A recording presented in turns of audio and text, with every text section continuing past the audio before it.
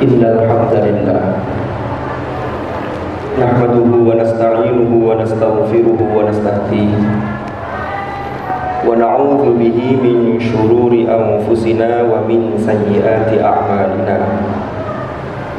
Man yahdihillahu fala mudilla lahu wa man yudlil fala hadiya lahu. Asyhadu an la ilaha illallah wahdahu la syarika lah wa asyhadu anna Muhammadan abduhu wa rasuluhu la nabiyya ba'dah. Allahumma salli wa sallim wa barik ala habibina wa syafi'ina wa qurrati a'yunina sayyidina wa maulana Muhammad wa ala alihi wa sahbihi wa sallim tasliman katsira. Amma ba'du, fa ya ayyuhal muslimun ittaqullah. Usikum wa nafsi awwalan bi taqwallahi wa ta'atihi faqad fazal muttaqun. Qala Allah ta'ala fil Qur'anil Karim, a'udzu billahi minasy syaithanir rajim. Fattaqullaha mastata'tum wasma'u wa ati'u wa anfiqu khairan li anfusikum wa man yuqa shuhha nafsihi fa ulaika humul muflihun. Shadaqallahul azim. Ma'asyiral hadirin jamaah Jumat rahimakumullah.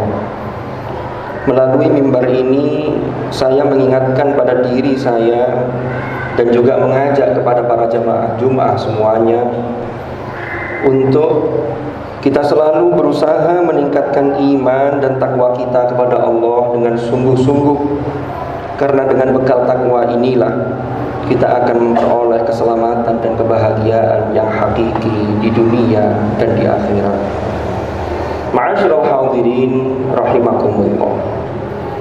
Hari ini kita sudah berada di bulan Rajab. Tentunya kita memohon kepada Allah, mudah-mudahan di bulan Rajab dan bulan Sya'ban ini Allah senantiasa melimpahkan keberkahan kepada kita dan usia kita sampai pada nanti masuk di bulan Ramadan. Hal ini sebagaimana doa yang diajarkan oleh Rasulullah sallallahu alaihi wasallam, Allahumma barik lana fi Rajab wa Sya'ban wa ballighna Ramadan. Ma'asyiral hadirin rahimakumullah.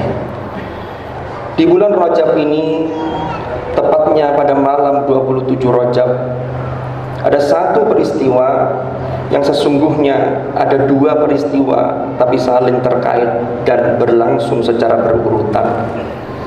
Peristiwa tersebut adalah peristiwa Al-Isra wal Mi'raj, di mana Al-Isra adalah satu peristiwa yang disebut dengan rihlah yang sifatnya ardhiyah, di mana Rasulullah sallallahu alaihi wasallam diperjalankan oleh Allah dari Al-Masjidil Haram menuju ke Al-Masjidil Aqsa.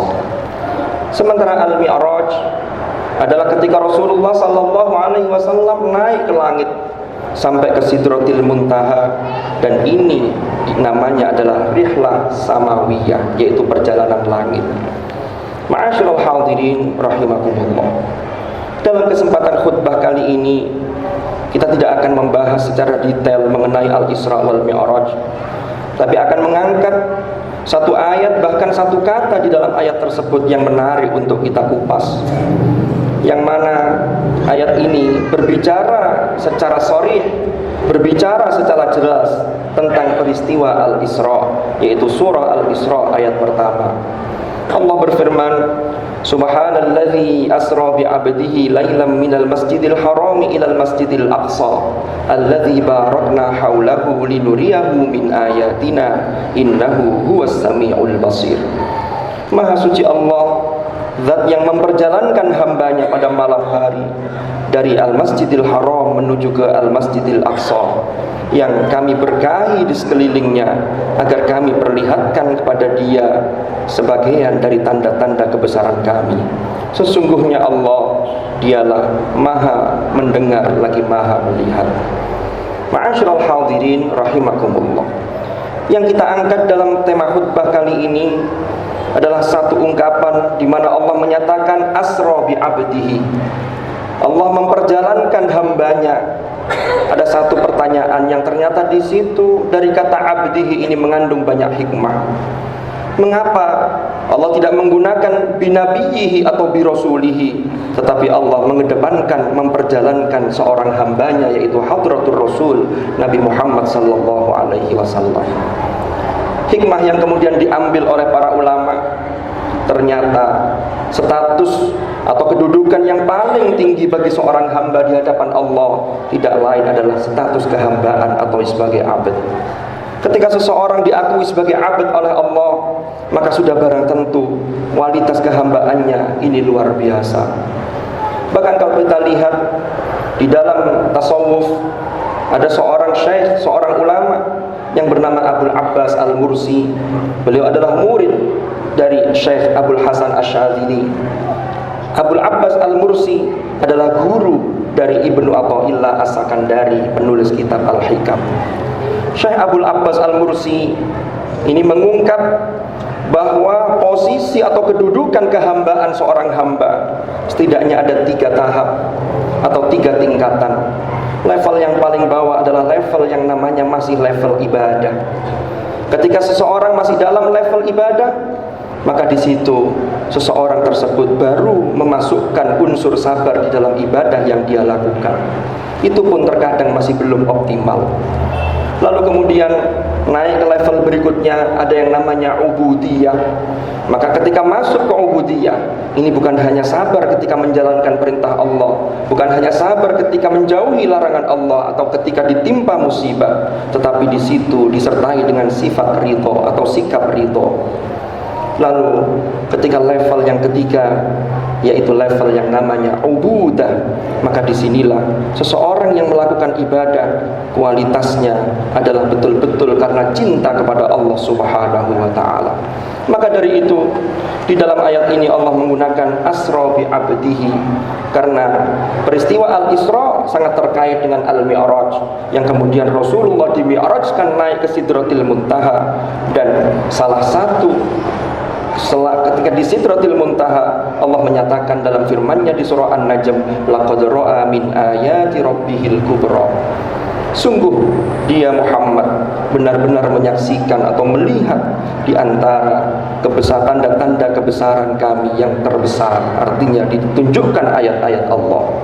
Ma'asyiral hadirin rahimakumullah. Lalu dalam peristiwa Al-Mi'raj, ada satu oleh-oleh bagi kita umat Rasulullah, adalah perintah sholat 5 waktu yang asalnya 50 waktu. Banyak orang yang salah paham, ada yang menduga dikira perintah sholat baru pada peristiwa Al-Mi'raj. Padahal sebelum Rasulullah melaksanakan Al-Mi'raj, Rasulullah sudah diperintah sholat oleh Allah. Tetapi bedanya, sebelum peristiwa Al-Mi'raj, sholat itu dilakukan hanya 2 waktu, yaitu waktu pagi dan petang. Sebagaimana firman-Nya dalam surah Hud, wa aqimis sholata tarafayin nahar wa zulafam minal lail. Lalu kemudian ketika Al-Mi'raj, maka ada revisi sholat kemudian menjadi 5 waktu, yang setiap satu waktu bernilai 10 kali, sehingga sama nilainya dengan 50 waktu. Ma'asyiral hadirin rahimakumullah. Maka disinilah ada satu titik temu ketika Rasulullah SAW menyatakan dalam sabdanya bahwa sholat itu adalah mi'rajul mu'minin, yaitu tangga naik bagi orang-orang beriman. Ketika kita ingin naik derajat kita di hadapan Allah, maka tiada lain kecuali perbaiki sholat kita. Bahkan seorang tokoh sufi menyatakan, jika seorang hamba ingin mengetahui bagaimana harganya atau nilainya di hadapan Allah, tidak usah melihat kanan kiri, cukup melihat kualitas sholat kita masing-masing. Karena pasti kita tahu kualitas sholat kita, walaupun mungkin orang lain menduga-duga, tapi itu hanyalah dugaan, karena yang paling tahu adalah diri kita, dan tentunya adalah Allah Subhanahu wa ta'ala. Mudah-mudahan Allah selalu membimbing langkah kita, sehingga kita selalu berada di jalan yang diridhoi oleh Allah Subhanahu wa ta'ala. Wallahu subhanahu yaqulu wa biqawlihi yahtadil muhtadun. Man amila salihan falinafsihi wa man asaa fa'alaiha wa ma rabbuka bidhallamin lil 'abid. بارك الله لي ولكم في القرآن الكريم ونفعني وإياكم بما فيه من الآيات والذكر الحكيم وتقبل مني ومنكم تلاوته إنه تعالى جواد كريم بر رؤوف رحيم. أقول قولي هذا وأستغفر الله لي ولكم فاستغفروه إنه هو الغفور الرحيم وقل رب اغفر وارحم وأنت خير الراحمين. اللهم صل على سيدنا محمد وعلى آل سيدنا محمد.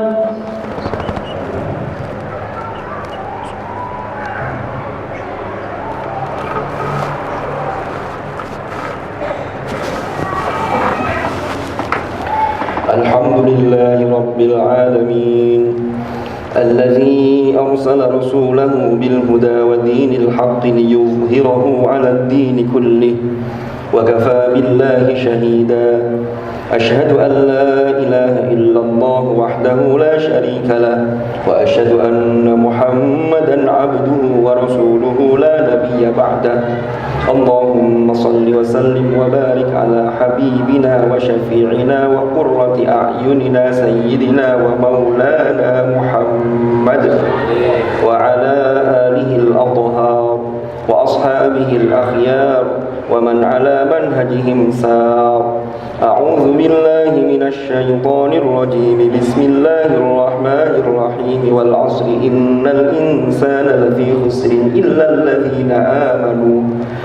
الذين آمنوا وعملوا الصالحات وتواصوا بالحق وتواصوا بالصبر. صدق الله العظيم. أما بعد فيا عباد الله اتقوا الله أوصيكم ونفسي بتقوى الله وطاعته فقد فاز من اتقى.